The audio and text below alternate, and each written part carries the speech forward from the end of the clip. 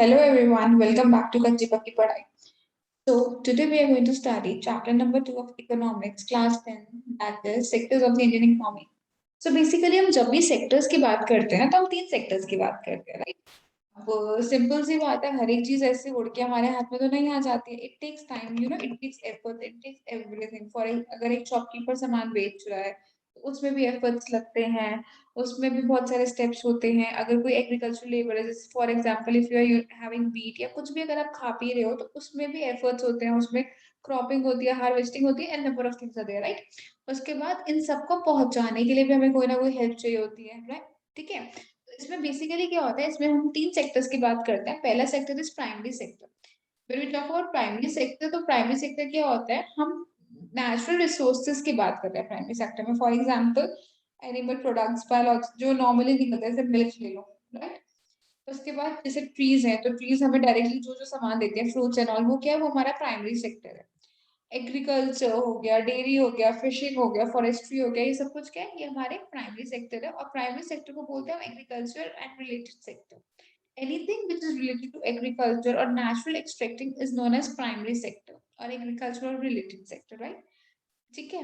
अब वो जो सामान हमें यहाँ पे मिला, फॉर एग्जाम्पल हमें वुड मिली ट्री से, अब उन सारी चीजों को जब हम कन्वर्ट करते हैं किस चीज में, एक ऐसी चीज में, उस रॉ मटेरियल को कन्वर्ट करना जहाँ पे वो हमारे लिए यूजफुल हो, उसे हम कहते हैं मैन्युफैक्चरिंग सेक्टर और सेकेंडरी सेक्टर. ठीक है. अब उसमें क्या होता है, इसमें हम कोशिश करते हैं कि जो नेचुरल प्रोडक्ट्स हमें मिले हैं उनको हम इंडस्ट्रीज में भेजें, उसके बाद वो एक ऐसे प्रोडक्ट में आ जाए जिसमें हम उसको यूज कर पाए. अब यहाँ पे देखो एग्जांपल दे रखा है, for example using cotton fibre. अगर हम प्लांट से उसको यूज कर रहे हैं तो उसका हम क्या कर सकते हैं, हम स्पिन यार्न करते हैं, हम उसको वीव करते हैं, हम शुगर केन निकालते हैं एज अ रॉ मटेरियल. हम शुगर केन से हम क्या निकालते हैं, हम शुगर और गुड़ निकालते हैं. तो ये सारे क्या है, ये सारे हमारे मैन्युफैक्चरिंग सेक्टर है, ये सेकेंडरी सेक्टर है. Last and the least is टर्जरी sector. टर्जरी sector में क्या होता है, टर्जरी सेक्टर सर्विसेज प्रोवाइड करता है. अब ये जो डेवलपमेंट्स हैं प्राइमरी सेकेंडरी सेक्टर्स की, ये प्रोड्यूस नहीं करती हैं गुड को, पर ये एक सपोर्ट देते हैं for the production process, right. तो गुड्स जो है वो प्रोड्यूस किए जाते हैं प्राइमरी और सेकेंडरी सेक्टर में. इनको हम ट्रांसपोर्ट करते, अब जब प्रोडक्ट बन गया है प्रॉपरली, अब एक ही जगह पे तो हम उसको नहीं रख सकते ना, हमें उसे सर्कुलेट करना पड़ेगा to different parts, different parts of the city, different parts of the town, different states and everything. So उसके लिए हमें ट्रांसपोर्टेशन चाहिए. तो ये ट्रांसपोर्टेशन एंड ऑल किस में आता है, this comes in टर्जरी sector. Transportation हो गया, स्टोरेज हो गया, कम्युनिकेशन हो गया. इतना I am reading it out from for you from the book itself. उसके बाद अगर किसी को कुछ भी डाउट है तो वो कमेंट सेक्शन में पूछ सकता है, right. So there are many activities that is undertaken by directly using natural resources. Take for example the cultivation of cotton. It takes place within a crop season. For the growth of the mainly cotton plants, we depend mainly but not entirely on natural factors like rainfall, sunshine, and climate. The product of this activity, cotton, is a natural product. Similarly, in the case of an activity like dairy, we are dependent on the biological process of the animals and availability of fodder, etc. अब देखो, वो directly बोल रहे हैं कि अगर हमें plant से कुछ चाहिए तो हम किसके ऊपर, नेचुरल फैक्टर्स के ऊपर डिपेंडेंट है.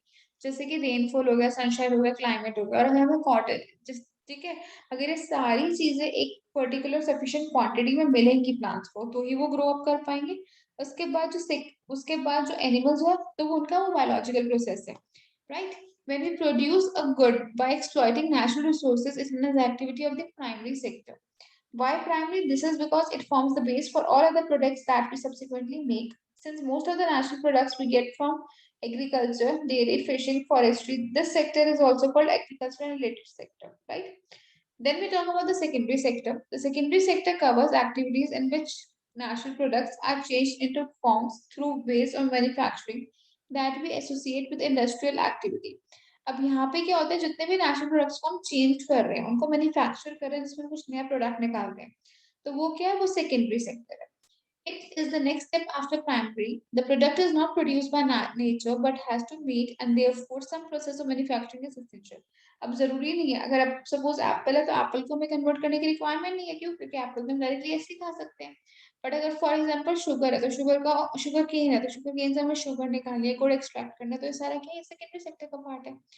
अब यहाँ ये हम कहाँ करते हैं, हम सेकेंडरी सेक्टर को एक फैक्ट्री में भी कर सकते हैं, वर्कशॉप में भी कर सकते हैं, घर पे भी कर सकते हैं. फॉर एग्जाम्पल अगर हम यूज कर रहे हैं cotton fibre from the plant, We spin yarn and weave cloth. Using sugarcane as a raw material, we make sugar or gold. We convert earth into bricks and use bricks to make houses and buildings. Since this sector gradually become associated with the different kinds of industries that came up, it is also called industrial sector. इसीलिए हम इसको industrial sector भी बोलते हैं. अब final आता है tertiary sector. Tertiary sector is about service sector. After primary and secondary, there is a third category of activities. अब ये तीसरी activity है, ठीक है? These are activities that help in the development of the primary and secondary sector. These activities by themselves do not produce a good, but are an aid. Aid matlab help or a support for the production purpose. Process, sorry. For example, goods that are produced in the primary secondary sector would need to be transported by trucks or trains and then sold in wholesale and retail shops. अब इनको हम transport करते हैं through trucks and trains और उसके बाद हम उनको भेजते हैं होलसेल और रिटेल शॉप्स पे, जो मैं आपको बता चुकी हूँ. At times, it may be necessary to store these in godowns. We may also need to talk to others over telephone and send letters, communication, or borrow money from banks to help production and trade. Transport, storage, communication, banking, trade are some example of tertiary activities. Since these activities generate services rather than goods, the tertiary sector is also known as service sector. अब service sector ना सिर्फ इतना ही नहीं है, service sector थोड़ा सा slightly expanded है. So service sector also includes some essential services that may not directly help in the production of goods. अब बहुत सारी चीजें क्या होती है सर्विस सेक्टर में, वो मैन्युफैक्चरिंग के साथ रिलेटेड नहीं होती, ना ही प्राइमरी सेक्टर के साथ रिलेटेड होती हैं. फॉर एग्जाम्पल हमें टीचर्स, डॉक्टर्स, इन सब की रिक्वायरमेंट है, washerman, personal services, barbers, cobblers, lawyers, इन सब की, तो ये सारे उसके पार्ट नहीं होते.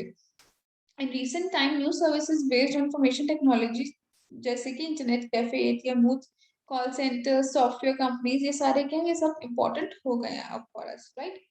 अब see without all these sectors being, अगर ये सारे सेक्टर्स हैं, फिर सारे तीनों सेक्टर्स में से एक भी सेक्टर मिसिंग है, दैट मींस व्हाट, ये हमें कहीं ना कहीं पे ग्रोथ में इशू आएगा. इसीलिए कहा जाता है कि इकोनॉमिक एक्टिविटीज में when we talk about primary, secondary and tertiary sectors, ये तीनों सेक्टर्स क्या है, ये तीनों सेक्टर्स इंटरडिपेंडेंट है, ये एक साथ मिले हुए हैं. इन तीनों की गाड़ी एक दूसरे के बिना नहीं चल सकती, राइट? अभी के लिए आई एम डूइंग इतना ही. Comparing the three sectors, I will do in the next class or next session. If you have liked the video, please don't forget to like, share, and subscribe to my channel for such kind of videos. And I'll see you tomorrow. Bye bye. Have a nice day.